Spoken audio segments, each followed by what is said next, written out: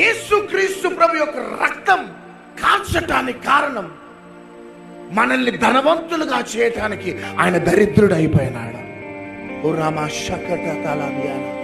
నీ కుటుంబ పరంగా నువ్వు దీవించబడాలా, ఉద్యోగ పరంగా నువ్వు దీవించబడాలా, వ్యాపార పరంగా నువ్వు దీవించబడాలా, సేవా పరంగా నువ్వు దీవించబడాలా, చదువు పరంగా నువ్వు దీవించబడాలా, సామాజికంగా నువ్వు దీవించబడాలా. పేదరికం అనుభవించడం దేవుని చిత్తం కాదు. ఒక విషయాన్ని తెలుసుకోవాలా, మనకి లొకేషన్ ప్రాబ్లం, దేవునికి లొకేషన్ ప్రాబ్లం లేదు. హల్లెలూయా. పట్టణంలో ఉన్నవారు దీవించబడటమే కాదు, కుగ్రామంలో పల్లెటూరులో ఉన్న నీవు దీవించబడటం దేవుని యొక్క చిత్తం. హల్లెలూయా.